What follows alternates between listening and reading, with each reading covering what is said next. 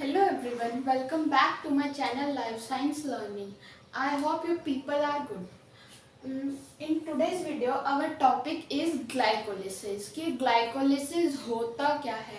Glycolysis basically हमने बहुत lower classes से पढ़ा है, like 10th नहीं 12th क्लास में हमने ग्लाइकोलिसिस पढ़ना स्टार्ट कर दिया था. उसके बाद ग्रेजुएशन, पोस्ट ग्रेजुएशन और आगे नेट के टॉपिक्स में भी ग्लाइकोलिसिस एक बहुत इंपॉर्टेंट टॉपिक है और नीट एम्स के लिए भी ग्लाइकोलिसिस एक बहुत इंपॉर्टेंट टॉपिक है.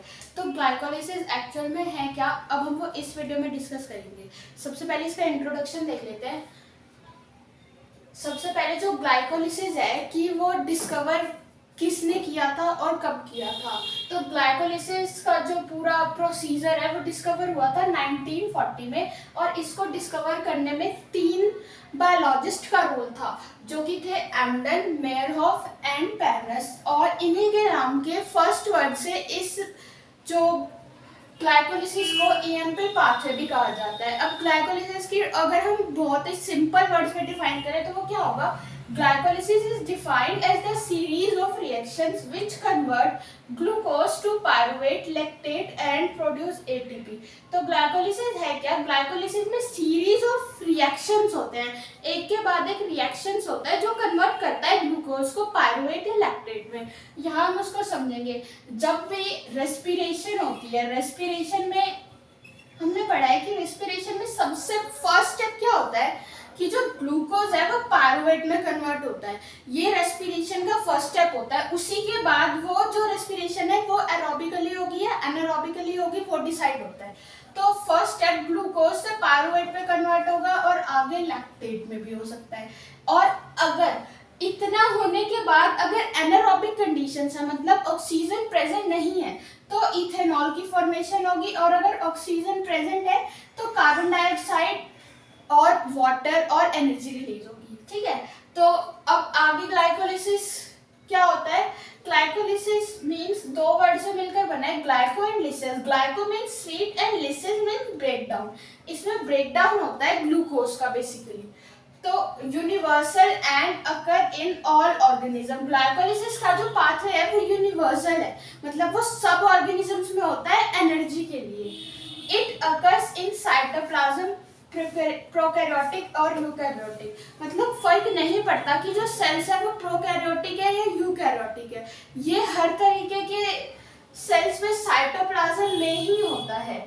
जो ग्लाइकोलिसिस का जो हमारा पाथवे है वो ऑक्सीजन इंडिपेंडेंट है. मतलब ग्लाइकोलिसिस के लिए हमको मॉलिक्यूलर ऑक्सीजन की रिक्वायरमेंट नहीं होती. उसके बाद no carbon dioxide released. Glycolysis में कार्बन डाइऑक्साइड भी रिलीज नहीं होती. Major in ATP synthesis in RBC, cornea and brain. अब इसमें क्या होता है ये मैं आपको बताती हूँ कि हमारी बॉडी में ऐसी कुछ सेल्स होती है जिनमें माइटोकॉन्ड्रिया नहीं होता.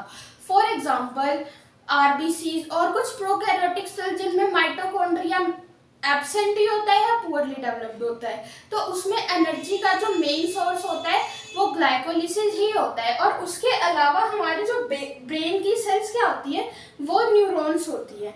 ठीक है. और न्यूरॉन्स को क्या काम होता है, जो भी मतलब सिग्नल्स आ रहे हैं उन सिग्नल्स को पहले रिसीव करना, उनको ट्रांसड्यूस करना और उसी के हिसाब से फिर हमारी बॉडी रिएक्ट करती है. ठीक है. तो ये न्यूरॉन्स का जो एनर्जी का मेन सोर्स होता है ना वो ग्लूकोज ही होता है. और ग्लूकोज से एनर्जी कब मिलेगी, जब वो पायरुवेट में कन्वर्ट होगा, यानी कि जब ग्लाइकोलिसिस होगी. और क्या होता है कि जो न्यूरॉन्स है ना, अगर सपोज हमारी बॉडी में 100 मॉलिक्यूल्स ऑफ ग्लूकोज है तो उसमें से 50 मॉलिक्यूल्स यानी हाफ जो एनर्जी, मतलब हाफ जो ग्लूकोज है उनकी कंजम्पशन सिर्फ ग्लाइकोलिसिस में होती है. ठीक है. मतलब ब्रेन सेल्स हमारी हाफ जो ग्लूकोज है उसका यूज कर लेते हैं एनर्जी के लिए. अब हम डिस्कस करेंगे कि जो ग्लाइकोलिसिस जो है हमारा एक ऑक्सीडेटिव प्रोसेस है जिसमें ग्लूकोज की ऑक्सीडेशन होगी और पायरुवेट की फॉर्मेशन होगी. तो वो पूरा साइक्लिक प्रोसेस कैसे होता है अब मैं वो बताऊंगी. सबसे पहले हमारे पास ग्लूकोज प्रेजेंट होगा. ठीक है. और ग्लूकोज पे एक्ट करेगी एंजाइम हेक्सोकाइनेज और ग्लूकोकाइनेज जो उसको कन्वर्ट कर देगी ग्लूकोज 6 फॉस्फेट में. और इस रिएक्शन को हम बोलेंगे फॉस्फोराइलेशन। इसमें एटीपी एडीपी में कन्वर्ट होगा, मतलब एटीपी एक अपना फॉस्फेट दे देगा ग्लूकोज को और उसे कन्वर्ट कर देगा ग्लूकोज 6 फॉस्फेट में, और ये रिएक्शन Mg2 पॉजिटिव के प्रेजेंस में होगी। अब कुछ एडिशनल इंफॉर्मेशन अगर मैं हेक्सोकाइनेज और ग्लूकोकाइनेज के बारे में दूं, तो जो हेक्सोकाइनेज है वो सारी हेक्सोज शुगर पे एक्ट करेगी, लेकिन जो ग्लूकोकाइनेज है वो सिर्फ ग्लूकोज पे एक्ट करेगी। हेक्सोकाइनेज हमारे सारी सेल्स में प्रेजेंट होती है, लेकिन जो ग्लूकोकाइनेज होते हैं वो सिर्फ लीवर सेल्स में प्रेजेंट होती है, ठीक है। और उसके अलावा जो हेक्सोकाइनेज है उसकी Km वैल्यू लो होती है, और ये इसी वजह से हाई एफिनिटी शो करती है बाइंडिंग के लिए। मतलब अगर कोई हेक्सोज शुगर कम कंसंट्रेशन में भी प्रेजेंट है तो भी उस पर हेक्सोकाइनेज एक्ट कर सकता है, लेकिन ग्लूकोकाइनेज को एक्ट करने के लिए, क्योंकि उसकी जो Km वैल्यू वो बहुत ज़्यादा हाई है, तो अगर कम कंसंट्रेशन में प्रेजेंट होगा तो ग्लूकोकाइनेज अपनी एक्टिविटी शो नहीं करेगा। और जो इस रिएक्शन में फॉर्म होते हैं ग्लूकोज 6 फॉस्फेट, ये एक चीफ प्रोडक्ट है और बहुत सारे जो रिएक्शंस है उसमें इसकी यूटिलाइजेशन होती है। वैसे ग्लाइकोलाइसिस में जितने भी इंटरमीडिएट्स फॉर्म होते हैं सारे के सारे बहुत सारे रिएक्शंस के लिए इम्पोर्टेंट है। अब उसके बाद आइसोमराइजेशन होगी। वो कैसे होगी? जो ग्लूकोज 6 फॉस्फेट है वो फ्रक्टोज 6 फॉस्फेट में कन्वर्ट हो जाएगा फॉस्फोहेक्सेज आइसोमरेज की प्रेजेंस में। उसके बाद होगी फॉस्फोराइलेशन।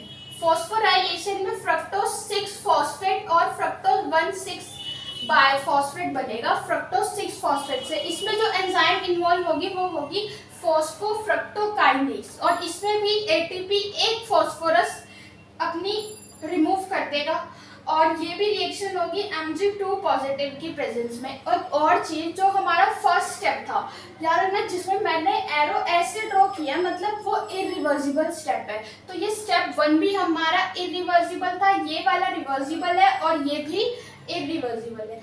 इस स्टेप के बारे में अब क्योंकि ये इरिवर्सिबल है तो इसके लिए एक और इम्पॉर्टेंट चीज ये है कि ये वाला जो स्टेप है ना, इसे पेसमेकर कहा जाता है ग्लाइकोलिसिस का, या ये फर्स्ट कमिटेड स्टेप होता है। मतलब अगर फ्रक्टोज 1,6 बायफॉस्फेट की फॉर्मेशन हो गई तो आगे ग्लाइकोलिसिस कंप्लीट होगा ही होगा।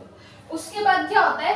उसके बाद क्लीवेज, लाइसिस और स्प्लिटिंग, तीनों का मतलब है टूटना। तो क्या होगा? जो फ्रक्टोज 1,6 बायफॉस्फेट है वो ब्रेक डाउन हो जाएगा दो मॉलिक्यूल्स में, जो है एक डाइहाइड्रोक्सी एसीटोन फॉस्फेट और ग्लिसरल्डिहाइड 3 फॉस्फेट। ये दोनों 3 कार्बन कंपाउंड है और फ्रक्टोज 6 कार्बन कंपाउंड है, और ये वाला जो स्टेप है ये भी रिवर्सिबल होता है।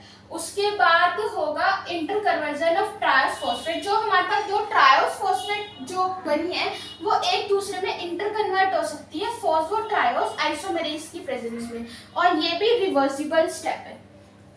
उसके बाद ऑक्सीडेशन एंड फॉस्फोराइलेशन होगी किसकी? जो हमारे पास ग्लिसरल्डिहाइड 3 फॉस्फेट की फॉर्मेशन हुई थी ना, वो 1,3 बाय फॉस्फोग्लिसरेट में प्रोड्यूस हो जाएगा, और इसके लिए जो एंजाइम इन्वॉल्व है वो है ग्लिसरल्डिहाइड 3 फॉस्फेट डिहाइड्रोजिनेज। और इसमें क्या होगा? इसमें एक फॉस्फेट की इन्वॉल्वमेंट होगी और NAD पॉजिटिव और NADH plus H positive involve होंगे, ठीक है। उसके बाद क्या होगा? ये जो हमारा स्टेप था ना, ये फर्स्ट स्टेप है और ओनली स्टेप है ग्लाइकोलिसिस में जिसमें ऑक्सीडेशन होगी है। उसके बाद क्या होगा? उसके बाद होगी डीफॉस्फोराइलेशन। डीफॉस्फोराइलेशन होगी 1,3 बायफॉस्फोग्लिसरेट की 3 फॉस्फोग्लिसरेट में, मतलब एक जो फॉस्फोरस है वो रिमूव हो रहा है, और इसमें एक एंजाइम इन्वॉल्व है फॉस्फोग्लिसरेट काइनेज। अब आप अगर नोटिस करो तो ये काइनेज एंजाइम पहले आई है जिसमें काइनेज की प्रेजेंस है, और जो स्टेप है वो इरिवर्सिबल है, मतलब रिवर्सिबल है, ठीक है। और इसीलिए ये जो है ये एक क्या एक्सेप्शनल केस है। इसमें एडीपी से एटीपी की फॉर्मेशन होगी Mg2 पॉजिटिव की प्रेजेंस में। अब क्योंकि ये स्टेप रिवर्सिबल है इसीलिए मैंने यहाँ पे भी दोनों साइड एरो से मार्क किया है कि अगर ये रिएक्शन ऐसे प्रोसीड करेगा तो एटीपी बनेगा, लेकिन अगर ये रिएक्शन रिवर्स डायरेक्शन में प्रोसीड करेगा तो एडीपी की फॉर्मेशन होगी, ठीक है। और उसके बाद 3 फॉस्फोग्लिसरेट से 2 फॉस्फोग्लिसरेट की फॉर्मेशन होगी फॉस्फोग्लिसरेट म्यूटेस की वजह से, और इसको रिएक्शन को हम बोलेंगे कन्वर्जन। अब इसके बाद क्या होगा, जो 2 फॉस्फोग्लिसरेटेड है वो फॉस्फोइनोल पायरुवेट की फॉर्मेशन करेगा एनोलेज एंजाइम की प्रेजेंस में, जिसमें एक वाटर के मॉलिक्यूल की प्रोडक्शन होगी। अब फॉस्फोएनोल पायरुवेट पे कन्वर्ट होगा पायरुवेट काइनेज की प्रेजेंस में, और ये फिर से एक इरिवर्सिबल स्टेप है। इसमें एडीपी से एटीपी की फॉर्मेशन होगी Mg2 पॉजिटिव के प्रेजेंस में। उसके बाद हमारे पास पायरुवेट बन गया, लेकिन जो पायरुवेट बना है वो एनॉल है, ठीक है। अगर पायरुवेट तक फॉर्मेशन करनी होगी तो सिर्फ इतना होगा अगर एरोबिक कंडीशंस होंगी, लेकिन अगर कंडीशंस एनारोबिक है तो ये रिएक्शन आगे प्रोसीड करेगा। फिर क्या होगा, सबसे पहले जो एनॉल मोइटी है वो चेंज हो जाएगी कीटोन में, ठीक है। उसके बाद जो पायरुवेट हमारे पास बना है वो लैक्टेट डिहाइड्रोजिनेज की प्रेजेंस में लैक्टेट फॉर्म कर लेगा।